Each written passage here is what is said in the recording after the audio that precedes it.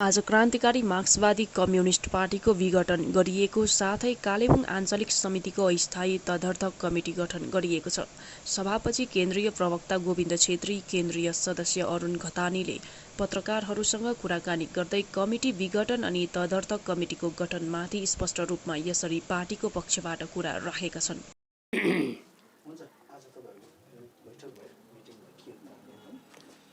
विशेष विगत विधानसभा चुनावको समयमा पार्टीको बहुमतले लिएको निर्णयको विरुद्ध कतिपय साथीहरूले त्यसलाई अमान्य गरेर है उनीहरूले राजीनामा दिए र यसै कारणले गर्दाखेरि त्यही समयमा 7 तारिक मईमा उहाँहरूलाई अब सबै कुरा बुझाउने प्रयासहरू सबै भए तापनि उहाँले त्यो सही तरिकाले अब बुझ्नुभयो अर्थात् बुझ्नु भएन। उहाँहरूको एकरोपनले गर्दाखेरि हामीले विगत मईको 7 तारिकको दिन चाहिँ कालिम्पोङ आञ्चलिक कमिटीलाई विघटन गरेर है यो सम्पूर्ण जुन कार्यक्रमहरू हुँदै थियो अर्थात् सभा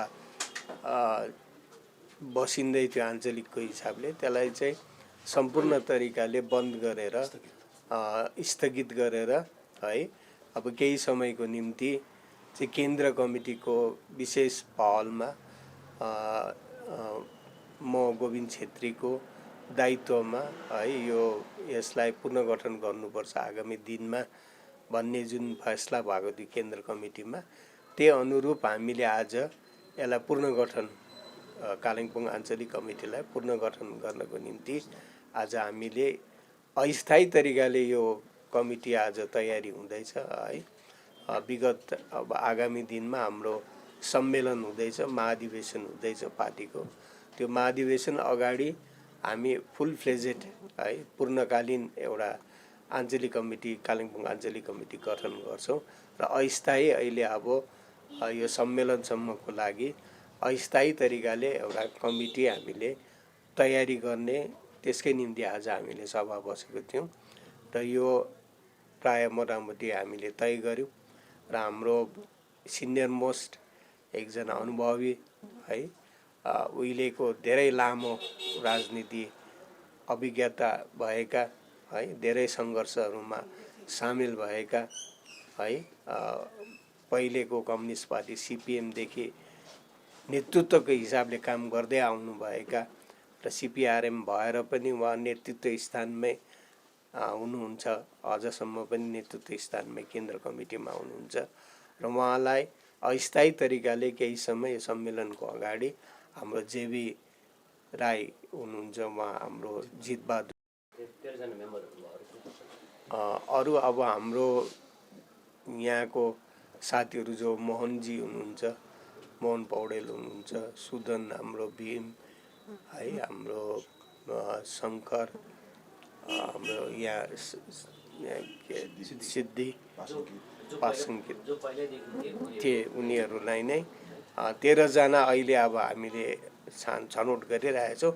यसमा अझै थप भोलिको दिनमा अझै नामहरू बाहिर क्षेत्रबाट जस्तो कि कालिम्पोङ आञ्चलिक भनेपछि निकै ठुलो क्षेत्र पर्छ है कतिजना साथीहरू आज उपस्थित हुन सकेनन्। यो फेरि सर्ट नोटिस पनि भयो एउटा अहिलेको फेरि गाडी भाडाको कुरा बाटोघाटो पहिरोको कुरा है कमिटी यस यो महाधिवेशन हाम्रो हुँदैछ आगामी नोभेम्बर अगाडि नै हाम्रो पार्टीको केन्द्रीय महाधिवेशन हुन्छ।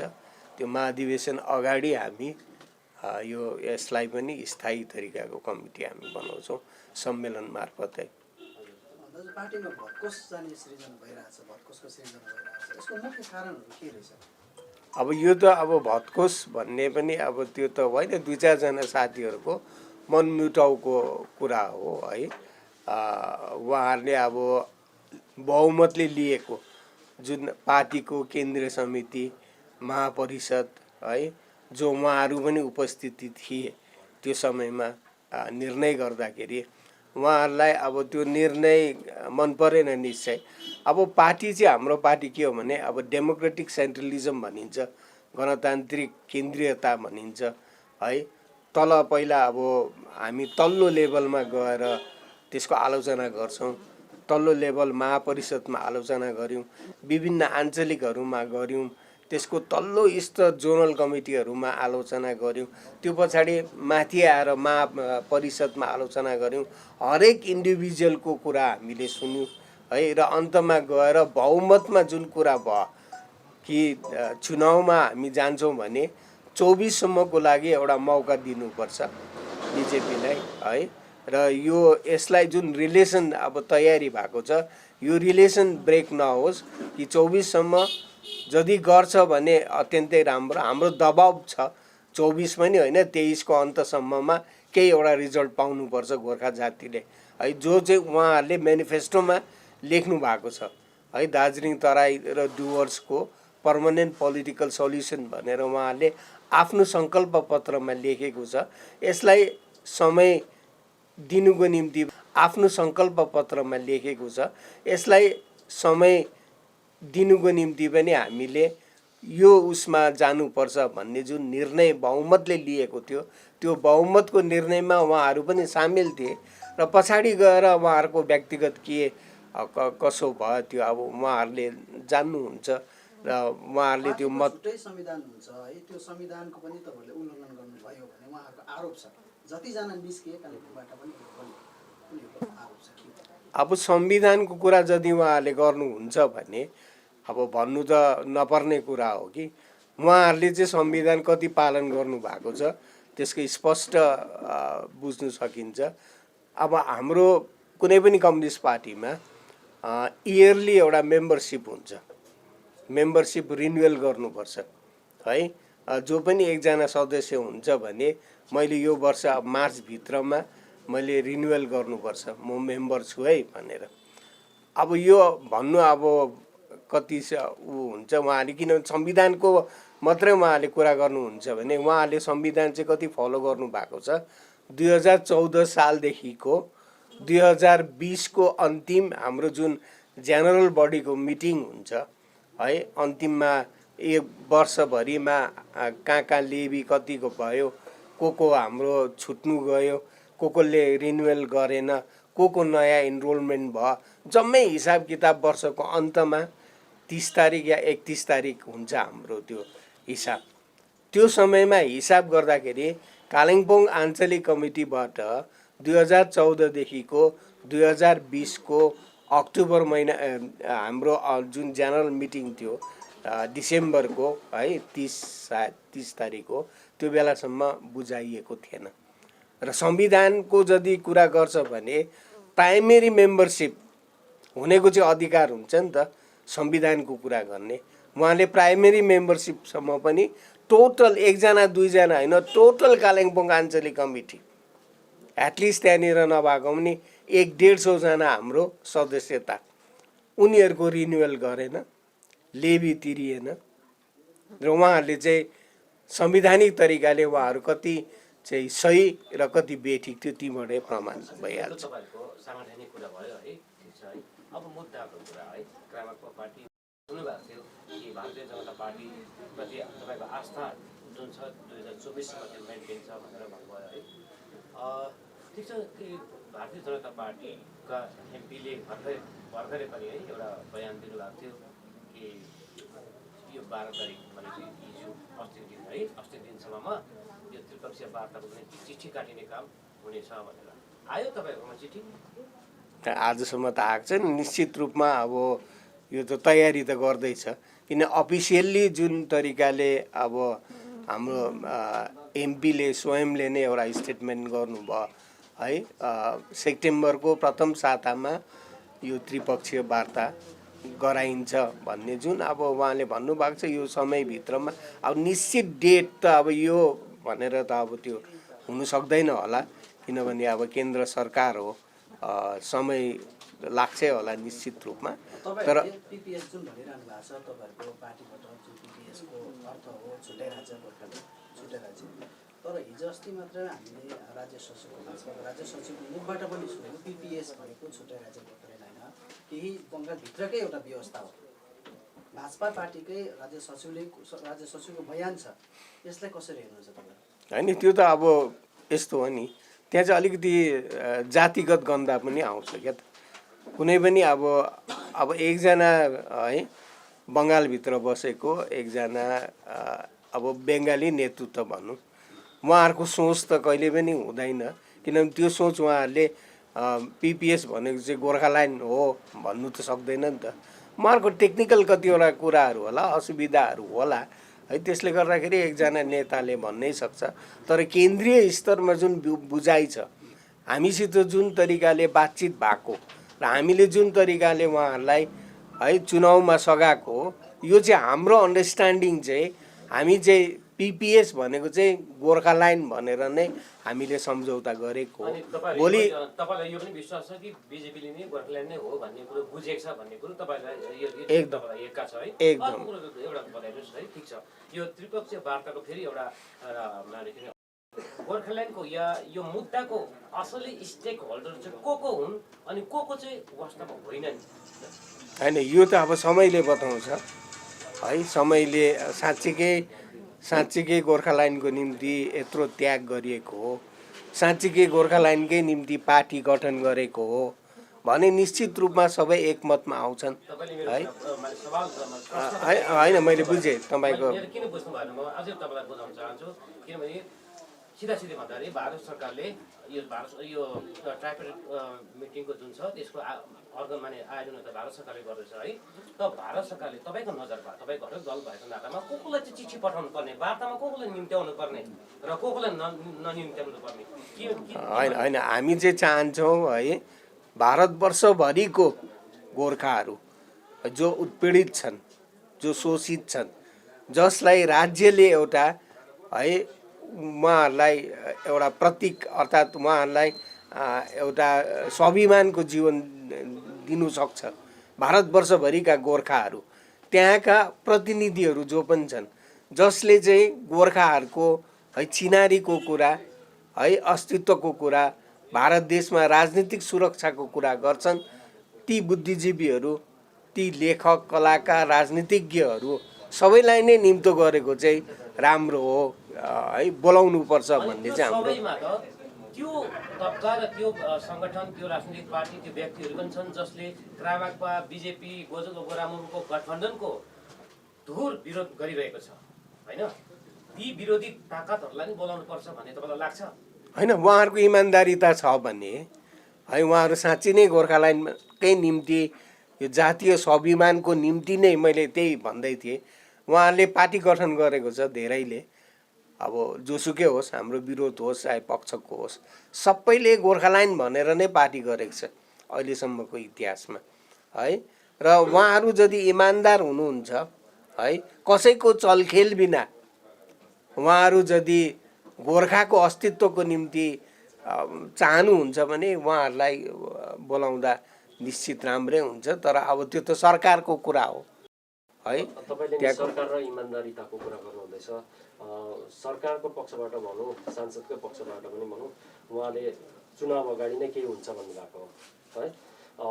चुनाव अघि केही भएन, अहिले आएर 12 तारिकभित्र केही हुन्छ भन्ने थियो, 12 तारिकभित्र पनि कुनै आएको छैन तपाईँहरूलाई पत्र। अहिले आएर यो त्रिपक्षीय वार्ता हुन्छ नै के, अनि भयो भने पनि तपाईँहरूले जुन माग गर्नुहुँदैछ त्यो पुरा हुन्छ भन्ने तपाईँहरू कसरी विश्वास गर्नुहुन्छ? होइन, यस्तो हो नि कुरा, अब वार्ता हुन्छ भन्ने त त्यो त एकदमै निश्चित छ है।